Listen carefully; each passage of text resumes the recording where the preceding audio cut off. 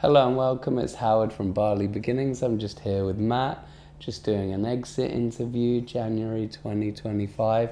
How you doing, Matt? I'm pretty darn good. Yeah, so you're just coming to the end of your treatment. How are you feeling about leaving? Part of me doesn't want to leave, I've got to be totally honest. The majority of me is quite excited to see my wife and children. It's been a month. I'm glad to hear that. But yeah, I do have to be honest. I mean, the amount that I've learned a lot educational wise, but the amount that I've actually learned about myself and who I actually am is that I can't put a price on that.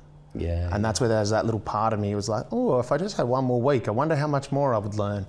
But in saying that too, I mean, I've still got the after program and all those things as well. So yeah. And this isn't the only place you can learn. I've pushed on with trauma workshops, shadow workshops, which I think we touched on the other day, and so many other things. You know, you can keep moving forward in recovery. In fact, it's the greatest gift I've got. I thought it was just about getting clean sober for me, but actually it wasn't. Putting down the alcohol was, for me, the least beneficial offer on here. It's how to cope better, how to communicate better, how to live better. Life has changed my life. I actually couldn't agree with you anymore. I mean, it's coming in here, you know, especially with the amount of trauma and stuff from childhood, all those kind of things. It was like any drug use or alcohol use or those kind of things, that was just the symptom of the core issue. You know, and coming out of here, coming out for the first time in my life actually at peace, like internally at peace. Yeah. You know, and that wouldn't have happened if I didn't come here. First time in 21 years. More than 21 years. Yeah, I wish 21 years. Being polite. Yes. First time in the longest I can remember. Yeah, that's awesome. Yeah. What do you think's been the best thing about the program? The staff. I have to be honest. The staff have been amazing. The facilities been amazing. How would I say the best thing about the program? I don't think there's something I could put a finger on, to be totally honest. Yeah. I really don't think there's been a best thing. What would you say about the staff is it you liked?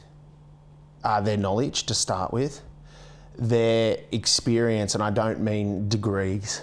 You know, it's pretty unique here that you've got people that have lived your life, you know. The moment to be able to speak to pretty much any staff member, especially in the recovery coaches, at any time, and them not just give you the answer you want to hear, but be able to deliver it in a way that keeps you thinking and questioning and making you want to keep going on this journey. Yeah. It's pretty unique. If you just get what you want to hear, you're not going to get well. No. Yeah. And what is it about the space you like? I've spent a lot of time in Bali before this, so it's kind of like a second home. So that for me was kind of nice to be in a familiar place that wasn't near my family or close to home. So that's why we ruled out Australia. But the space is calming. It's very green. You know, it's very neutral. It's very green. It's very, it's got a real holistic feel to it around you. Yeah. And it's in a great part of Bali too, you know. Yeah. So it's not as busy as many other areas. Yeah, I think the I know this is going to sound corny because I hate it when people go vibing, but the vibe of the place, as in the staff, the people, the surroundings, the support staff, as in your chef, as in the medical staff, as in all that stuff, everybody's got the right attitude. So that makes the place such a good energy. I think that's a good way to put it. That is. Well, interestingly, the last one we did, the guy's exact words were, he felt every single member of the staff cared, from the nurses to the chef. So 100%. Yeah. For confidentiality reasons, I won't say certain things, but I've seen some things here where I've seen compassion on a level that I've never seen before. I think that's the best way I can put it. Yeah. You know, and seeing some staff members, you know, be able to be stern with certain matters, but then be almost like a father to a toddler that's cut their knee within 5 minutes, not even within a few seconds, to the same person. And to be able to switch in and out of that, and all of it's coming from care, that's a pretty unique people. Yeah, yeah. You know? Well, we've been there, which helps, and we all have the same kind of focus. Yeah. But yeah, we are quite boundaried here, but same with what you said earlier, kind of, if everyone gets what they want all the time and we create a holiday camp, people don't get well. People get well with structure, and boundaries are one of the biggest drivers of success. You know, we don't want to be tough about things. Believe me, it's not nice to deliver. We do it because we believe it's in people's best interests, you know? Yeah. I mean, that was actually something that was huge for me, because when I first came in here, everything made sense to me why there was rules, you know, understand rules. So the rules, you know, of this is how much money you get at the shops. You're not allowed to buy this. No coffee after this time. All right, you can have one drink. So these boundaries are there, and it was only in like the last day or so I was doing some boundary work, and I was actually having trouble writing down my boundaries. I think I only had 4 boundaries, and I was like, shit, no wonder I crossed everyone else's boundaries in my life, especially, you know, my wife's. I won't say any more about her because it's not about her and respect her privacy, but and then it just clicked on me. This might have been last night. It clicked on me that all these little rules, 90%, all right, they've got their reasons so people don't try and get drugs or alcohol or these things, but the rules are teaching us how to respect boundaries and enforce boundaries for ourselves as well. Yeah. Because most of us who come here, whether it be trauma, drugs, alcohol, whatever you're here for, you actually have no boundaries for yourself, let alone respect anyone else's. Yeah, it's a big part. For whatever reason, we aren't all always taught or aren't taught in the right way. There aren't any manuals in life, you know, there aren't manuals how to be. There are some. Now we're getting better, but no one's taught how to live, how to be a parent, how to communicate. You know, we're taught some stuff in school that I think is a lot less helpful than budgeting, than how to raise a disagreement in a healthy way, or, you know, or take criticism. You know, it's hard to hear someone's doesn't like something I'm doing and I have to sit there and listen to it. That's actually a process of learning to be comfortable giving and receiving.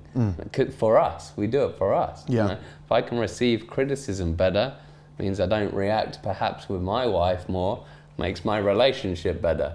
You know, 100%. rather than reacting from a place of hurt or defense, it's like, okay, I know she has our best interests at heart. I'm gonna listen to this and take it on and respond, not react, you know? Yeah, and for me, look, I was very reactive because I was so driven by fear. Fear of, you know, because I was hurt by loved ones. And, you know, this really here made me work out that, you know, my core thing that was driving me, everything was fear.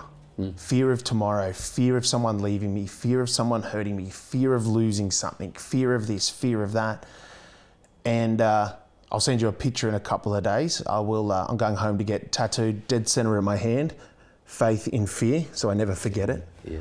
And that was huge for me because I'm walking out of it. I'm not scared. Yeah. I'm not scared about tomorrow. I'm not scared. Faith is phenomenal. Not a hugely religious guy. I like religion, but don't really choose to follow any. But I have a tremendous faith. You know, that I'm on the right path, that sometimes things happen for the best interest you don't always see later. You know, for instance, my best friend dying led to us hiring Dr. Terry, who shaped us, led to us hiring Simone. I wouldn't know the people I know had my best friend not died and I went through hell. I have a tremendous faith today. Life is leading me where it needs to, even especially in the dark times, partly through experience of having got through that stuff with help, you know. So. Yeah, faith is definitely... I was on a bit of a spiritual journey before I got here, and I was sort of trying to go down the Bible route and those kind of things to try and understand faith, but when I got here, working out what the higher power is, or God, or whatever you want it to be, was me really realising that my God's all around me. My higher power's all around me. It's the water that runs down my skin when I dive in the pool, or it's the way that the water falls from the sky, which is what we need to drink to live, or the way that why is the lady beetle, and just all these little things. And I can sort of look around in nature and go, all right, well, nature doesn't have any idea what's going to happen tomorrow. Why am I so worried about what's going to happen tomorrow? You know what? I'm just going to take those worries and just hand that over. I don't think that there's a crocodile swimming around going, oh God, I hope I didn't piss Bob off and he's angry at me when we eat that deer later. Do you know what I mean? Yeah. But we do. I read a comment this week, I may get it wrong. It said, I've had an awful lot of problems in my life and 90% of them never happened. I've had an awful lot to worry about and 90% of it never happened.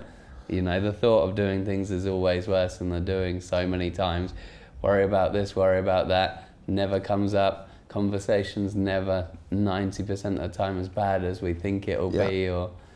What is it? Yeah, it's the greatest punishment we suffer is our mind. 90% of the stuff doesn't even happen. Which is where we learn these tools, And coming back to what you said about the environment and stuff, so what Dr. Terry taught me and I've expanded on is the staff and the place are the most important thing.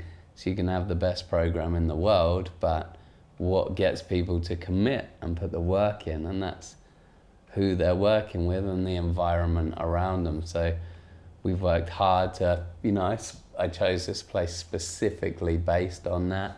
It's nice, it feels airy, feels spacious, not too much room to isolate, enough room to get a bit of space, green, nature, calm. Do you feel it's a calm, safe space? Oh, 100% it is. Yeah. 100% it is. Even right down to the drivers, for example. Everyone, even when we go to the gym and work out in the morning, the driver's smiles and, selamat pagi in the morning, and it's just all those little things that add up.